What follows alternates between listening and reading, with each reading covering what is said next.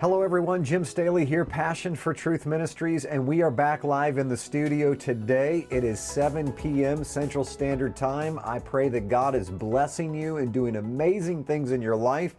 And if He's not, it's only because you don't recognize what He's doing in disguise. So He is setting you up for a great supernatural breakthrough in your life. And that's what the next 27 days are all about. The last 2 nights, we've been discussing the month of Elul, which is the 12th month on the Hebrew calendar that leads us up to the Feast of Trumpets, Yom Teruah, or better known today as Rosh Hashanah, which is all about the coming of the Messiah. If you've heard in the scriptures in the New Testament, the Brit Hadashah says, "And the dead in Christ will rise at the sound of a trumpet," right? That trumpet is referring to the Feast of Trumpets, the blowing of trumpets. This is when the kings of Israel would become coronated. No matter when they went into service, they did not officially become king until this day, Rosh Hashanah, Yom Teruah. And at some point in the future, some year in the future, I should say, the Messiah, Yeshua, Jesus the Christ, will come riding on the clouds, and he will take his place as king of this earth again. And we all look forward to that, and we wait with great expectation. But while we're waiting, we need to do one thing: prepare. And that's what we've been talking about the last 2 nights. We're going to continue to do that by introspectively looking inside of our own lives. This is the month where we stop arguing, we stop pointing fingers at our spouse and everybody else, we stop correcting everybody and telling everybody what they're doing wrong. This is the time where we realize that we're about to go behind the curtain and we're going to be face to face with Yeshua himself. And that is this time period called Teshuvah, the time of returning, the time of introspected, the time of looking inside to fix what's broken. So the last 2 nights we've talked about Teshuvah, what it means. Last night we talked about discovering what is it that you're doing. What do your loved ones say that you can do better to be more like the Messiah? Because there's no one that knows you better than those who know you best. And those are typically the people that you live with. I've had an amazing time with my family as we watch these programs as well, together as a family after they're produced. And then we spend time discussing as a family what we can do for one another. How can we change and make our family more in the image of Christ? And it's been an unbelievable journey already, and we've just begun. We're not even a week into this month-long journey, and I'm not joking, supernatural, amazing things are happening in my family. Just to give you an idea, on day 1, we watched the program. We're discussing these things as a family. We ended up discussing what happens after death and near-death experiences, and my 9-year-old asked the question, "Well, Daddy, will I go to heaven when I die?" And I asked her the question, "Well, I don't know. Do you believe in Yeshua? And are you following his ways?" And she said, "Well, I do believe in him, but I want to make sure that I go to heaven when I die, that I live with him." And so I had the privilege on day 1 of the month of Elul to have everyone heads bowed and eyes closed and to hold the hand of my 9-year-old Selah as she prayed a prayer for salvation. And not only did she prayed in her own words, asking Yeshua to come into her heart, to come into her life, and to help her live a godly life. Ladies and gentlemen, there is no better way to prepare for the high holy days in the fall than to lead your own daughter, your own child to the Messiah, and to watch the whole family light up as God begins to do amazing things in our midst. So that's how our first night started out. And so I'm excited tonight to share some of the things that I'm going to share with you. So let's dive right in because we're already 30% of the way finished with this broadcast. So I promised my staff I would not go over 15 minutes because there's a tremendous amount of production that happens behind the scenes. All right, so first and foremost, I want to share with you this amazing quote by Rabbi Shimon Jacobson. It comes from his book, 60 Days, A Spiritual Guide to the High Holy Days. It's a great book. I encourage you to get it if you don't have it. It's got some good nuggets in there. Not a believer in Yeshua, but there are some good nuggets in there, and I'm going to be using some of those throughout the next 29 days. But one of them is definitely this quote. He says, so the key to meaningful change is not so much knowing how to get to a new place. It's knowing how to unload the past so that it shouldn't shape your future and bring you back to your old patterns. Isn't that a great quote, you guys?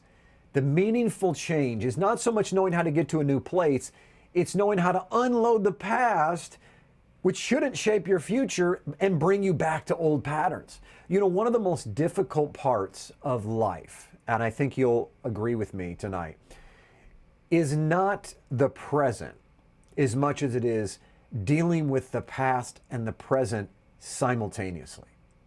I know in my own life I have been more hurt and have gone through more muck and grime and pain than I think 2 lifetimes should be allowed to have. And dealing with the past of those have hurt me in the past, intentionally or unintentionally, it still hurts the same, doesn't it? So if you tonight, I'm going to talk tonight about to multiple groups of people, but specifically the groups of people that have had situations in their past that they're still dealing with. I want to give you a formula for how to get out of your past.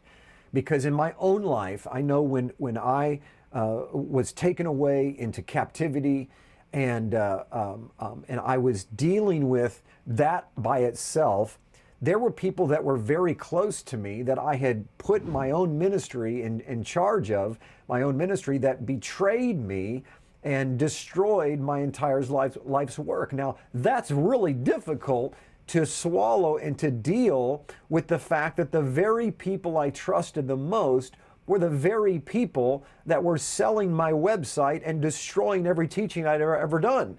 How does that happen? And how do you forgive people for that kind of action? So I've dealt with some pain, and I know that you guys have dealt with some pain in your own life. How do we move past that to where the past doesn't shape your future in such a degree that you return to the old patterns? Because look, I like to give the analogy of a satellite dish as the frequency that we're supposed to receive from heaven. So everybody has a satellite dish, right? And when we're born, it's pointed directly to God himself, and it's receiving the frequency of heaven that allows us to live our life to our fullest. Then what happens is traumas and circumstances happen, and the enemy uses those traumatic emotional moments to reposition that satellite just ever so slightly. So at the worst case scenario, we're not receiving the full signal. It's a little static. It's like snow on a television from 1985, and you can't quite make out what the picture is. Best case scenario for the enemy, he completely repositions that satellite towards him to where everything that comes into that satellite is through the filter of bitterness, anger, resentment, revenge, jealousy, which is a huge one. So at the end of the day, our traumas have to be revisited, and we have to leave those traumas behind like we're leaving Egypt, or better yet, like we're leaving the land of the Chaldeans. So let's go over to Genesis chapter 12, verse 1. I want to share a verse with you of what God told Abraham of how to get out of his past and allow his past to influence his future, but only from the perspective of influencing his future for good. In other words, God allows our circumstances to happen, and it's designed to create greater faith, remove less control from our lives. And when we remove less control from our lives, it's putting more control back in his hands, right? And so when we move through our trials and tribulations and the circumstances in our lives, it's designed for us to turn over our lives more to the Father, which creates a amazing connection with him and sets up your future to be able to get the most of what God intended for your life. Genesis chapter 12, verse 1 says this, "Now the Lord had said to Abram, get out of your country from your family, from your father's house, to a land that I will show you. Let me read that one more time, because we're going to break it down. Now the Lord had said to Abram, get out of your country, from your family, and from your father's house to a land that I will show you. Okay, let's talk about this, because I believe the Father is showing us a pattern here, a formula for how do we get past our past? How do we let it go? Because the old adage of just, forgive and forget, I can tell you a perfect personal example, personal experience, I should say, it doesn't work. You cannot forget what happened to you. You cannot forget about what people do to you. You cannot forget about how life treats you. There's no way to forget about what your spouse did, what your child did, what your employer did, what your pastor might have done. You can't forget it. And you certainly have a difficult time of forgiving it. And we always intellectually forgive, but we have a hard time actually doing it from the heart. I recently called up an individual that I wanted to connect with and just repent before him of anything that I might have done to offend him. And this was 8 or 9 years ago. And I called him up and he wouldn't take my call. I texted him, wouldn't take my text. I emailed him and he emailed me back and said, I don't want to discuss anything that happened 10 years ago because I've already forgiven you.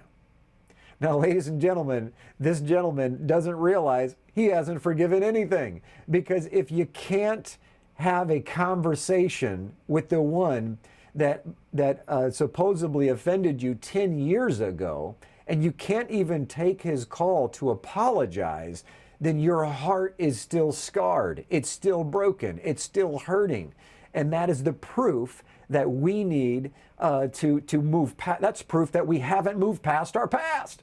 So here's, I believe, a formula. Let's move quickly. Number one, get out of your country. Abraham says, get out of your country.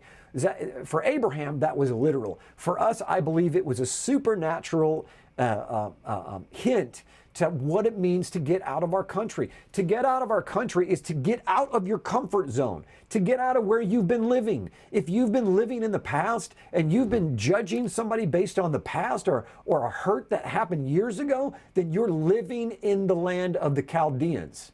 God says, get out of that country. Get out of it. In other words, leave the place of hurt and bitterness. Leave the place that is so comfortable, because we all love to be angry. Let's just be honest. We love to be bitter. We love to point the fingers at someone else. But there's something inside of us that ignites and excites to be upset and to point the finger at someone else. And you know what that is? It's called the flesh. It's called the evil inclination that wants to hold on to anger and bitterness like a blankie, like a child does with a blankie at night. It can't sleep without it. And many of us, many of you that are out there today are holding on to your past or holding on to your bitterness because you can sleep at night. You're so comfortable with it. You've had it for so long, you don't want to get rid of it. God says, get rid of that country. Get rid of that blanket. Get out of your country. Pick it up. Say, your first thing that you got to do in order to get over your past is make the decision, I'm going to get out of this country. I'm not going to be like this anymore. I'm going to burn this. I'm going to grow up and I'm going to get rid of my blankie. I'm not going to hold on to my pacifier anymore because it's comfortable. I'm going to throw it away. The first step to healing is 100% making that decision. Number two, he says, get out of your country, from your family and from your father's house. Your family and the father's house of Abram, they were idol worshipers. They were idol makers even. And so God tells Abram, listen, you can't just get out of your country that you've grown up with, that you're comfortable with. You need to get away from the very people that are feeding this issue inside of you, that are feeding this anger, feeding this bitterness, feeding the problems of your past, reminding you how much these people hurt you or your spouse hurt you. Whatever is reminding you, those people cut out of your life, God says. It's the only way. You cannot say, I'm going to eat organic and I'm not going to eat junk food anymore, and then stop by a fast food restaurant and order something with a friend. Don't do it, because that's going to influence you to want and tempt you to go back to your father's house. Number one, get out of that country. Mentally decide, I'm not going to stay here anymore. Number two, cut out all relationships and conversations that deal and feed that anger. And number 3, it says, go to a land that I'll show you. This is the most beautiful part about how God works, and we're almost finished here today. And he says, I want you to just walk away. I want you to walk into a new light. I want you to walk into new freedom. And how you do that, it's different for everybody because Yahweh knows where you're at. He knows what you need. And so he's going to bring you to a place where he's going to show you exactly what you need. You don't know what you need. I don't know what I need. And so I'm going to close this short broadcast, and we're going to kind of cut this in half, and we're going to pick up tomorrow night right where we left off today and talk some more about Abraham and how we can leave our past, because I believe the Father wants to exercise this and to extrapolate this a little bit more. So we're going to close right here, but I want to just challenge each and every one of you. Write these steps down. Number 1, get out of your country. Make the decision to make a change. Number 2, stop having communication with people that are going to feed into that past or that hurt, because that's the enemy. And if you can't stop the relationship, let them know, hey, listen, I've decided to use the Abraham formula. I'm leaving that behind. And the first thing I got to do is to make that decision. And 2, I got to stop allowing any kind of information to feed that hurt. No more discussion that's going to relate and revolve, I should say, around my past and my hurt. I'm going to move on to a land that I will show you. Tomorrow night, we'll discuss what is that land and what does that look like and how do we get there. All right, well, we've come to the end of our short broadcast tonight. I pray that God is blessing you through this broadcast. If He is and you're being blessed, go to our YouTube channel at Jim Staley Teachings, or go to our Facebook page, Jim Staley Official, or our website, passionfortruth.com. Partner with us, watch our videos, be blessed. It is exciting to be back and to minister you to today, and I cannot wait to see what God's going to do in the preparation for these high holidays coming up. Until tomorrow night, have a great evening. I'm Jim Staley. Shalom.